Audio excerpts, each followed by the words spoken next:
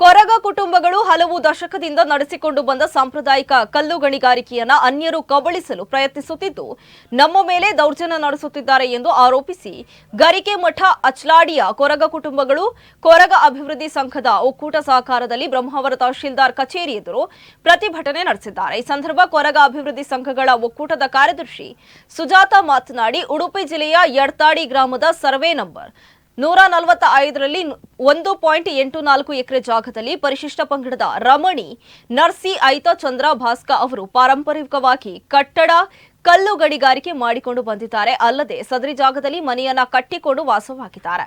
ಆದರೆ ಇದೀಗ ಈ ಜಾಗದಲ್ಲಿ ಕಟ್ಟಡ ಕಲ್ಲು ಎಚ್ಚೆತ್ತವಾಗಿ ಸಿಗದಿರುವುದರಿಂದ ಸ್ಥಳೀಯ ಒಂದಷ್ಟು ಮಂದಿ ರಾಜಕೀಯ ಪ್ರಭಾವ ಬಳಸಿ ಆ ಜಾಗವನ್ನು ತಮ್ಮದಾಗಿಸಲು ಪ್ರಯತ್ನ ಮಾಡ್ತಾ ಇದ್ದಾರೆ ಹಾಗೂ ಸರ್ಕಾರಕ್ಕೆ ಕಲ್ಲು ಕೋರಿಯ ಪರವಾನಗಿ ಅರ್ಜಿಯನ್ನು ಸಲ್ಲಿಸುತ್ತಿದ್ದಾರೆ ಎಂದರು. ಇನ್ನು ಕೊರಗ ಅಭಿವೃದ್ಧಿ ಸಂಘಗಳ ಒಕ್ಕೂಟದ ಅಧ್ಯಕ್ಷೆ ಸುಶೀಲ ನಾಡ ಮಾತನಾಡಿ, ಕೊರಗ ಸಮಾಜದ ಮೇಲೆ ಬಲಾಢ್ಯರು ರಾಜಕೀಯ ಪ್ರಾಬಲ್ಯರಿಂದ ನಿರಂತರ ದಾಳಿ ದೌರ್ಜನ್ಯ ನಡೆಯುತ್ತಿದೆ. ಅದರ ಮುಂದುವರಿದ ಭಾಗ ಎನ್ನುವಂತೆ ಇದೀಗ ಸಾಂಪ್ರದಾಯಿಕ ಕಲ್ಲು ಗಣಿಗಾರಿಕೆ ಕಾರ್ಮಿಕರನ್ನ ಒಕ್ಕಲೆಬ್ಬಿಸುವ ಹುನ್ನಾರ ಗರಿಕೆ ಮಠದಲ್ಲಿ ನಡೆಯುತ್ತಿದೆ. ಪ್ರಭಾವಗಳಿಗೆ ಮಣಿದು ಕೊರಗ ಕುಟುಂಬ ಹೊರತುಪಡಿಸಿ ಇತರರಿಗೆ ಪರವಾನಗಿ ನೀಡಿದಲ್ಲಿ ಅಮರಣಾಂತ ಉಪವಾಸ ನಡೆಸಲಾಗುವುದು ಎಂದು ಎಚ್ಚರಿಕೆಯನ್ನ ನೀಡಿದ್ದಾರೆ. ಇನ್ನು ಈ ಸಂದರ್ಭ ಕೊರಗ ಅಭಿವೃದ್ಧಿ ಸಂಘಗಳ ಒಕ್ಕೂಟ ಕಾರ್ಯದರ್ಶಿ ಸುಜಾತ ಹಾಗೂ ಕೊರಗ ಸಮಾಜದ ಪ್ರಮುಖರಾದ ಬೋಗ್ರ ಕೊಕ್ಕಡಿ ಸೇರಿದಂತೆ ಮತ್ತಿತರರು ಉಪಸ್ಥಿತರಿದ್ದರು. ಅಭಿವೃದ್ಧಿ ಸಂಘಗಳ ಒಕ್ಕೂಟ ರಿಜಿಸ್ಟರ್ ಕರ್ನಾಟಕ ಕೇರಳ ವತಿಯಿಂದ ಇವತ್ತು ನಾವು ಬ್ರಹ್ಮಾವರ ತಹಸೀಲ್ದಾರ್ ಕಚೇರಿ ಎದುರುಗಡೆ ಇವತ್ತು ಅಹೋರಾತ್ರಿ ಧರಣಿ ಸತ್ಯಾಗ್ರಹವನ್ನು ಮಾಡ್ತಾ ಇದ್ದೇವೆ.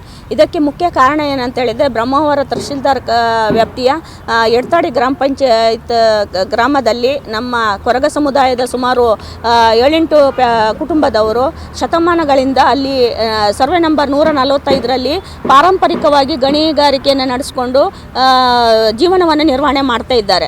ಆದರೆ ಇವತ್ತು ತಮಿಳುನಾಡಿನಿಂದ ಬಂದಂಥ ಒಬ್ಬ ವ್ಯಕ್ತಿಗೆ ಅಲ್ಲಿನ ಗಣಿಗಾರಿಕೆಯನ್ನು ಕೊಡುವಂಥ ಲೈಸೆನ್ಸಿಗೆ ಅವರೇನು ಅಪ್ಲೈ ಮಾಡಿದ್ದಾರೆ, ಅವರಿಗೆ ಕೊಡಬೇಕು ಅಂತೇಳಿ ನಮ್ಮ ಇಲ್ಲಿನ ಆಡಳಿತ ವ್ಯವಸ್ಥೆ ಹೋಗ್ತಾ ಇದೆ. ಹಾಗಾಗಿ ನಾವು ಅದೇ ಗಣಿಗಾರಿಕೆ ಅಂದರೆ ಕಲ್ಲುಕೋರೆಯಲ್ಲಿ ನಾವು ಜೀವನವನ್ನು ಕಟ್ಕೊಂಡಿದ್ದೇವೆ, ಅದರಲ್ಲೇ ಬದುಕನ್ನು ಕೊಟ್ಕೊಂಡಿದ್ದವರು.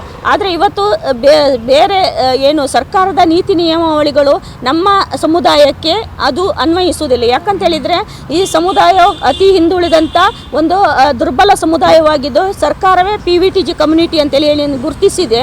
ಇವತ್ತು ಕಾನೂನಾತ್ಮಕವಾಗಿ ನೀವು ಲೈಸೆನ್ಸನ್ನು ಪಡ್ಕೊಳ್ಬೇಕು, ಅದು ಮಾಡಬೇಕು ಅಂತೇಳಿ ಹೇಳಿದರೆ ಖಂಡಿತವಾಗಿ ನಮ್ಮ ಹತ್ರ ಮಾಡ್ಕೊಳ್ಳಿಕ್ಕೆ ಸಾಧ್ಯ ಆಗೋದಿಲ್ಲ.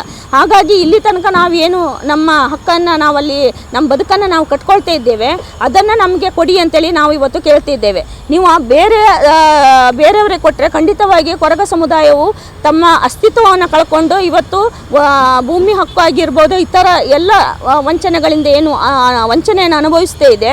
ಅದರಿಂದ ಇವತ್ತು ಕೂಡ ಇದರಿಂದ ಅನ್ಯಾಯವಾಗುವಂಥದ್ದು ನಮ್ಮ ಸಮುದಾಯಕ್ಕೆ.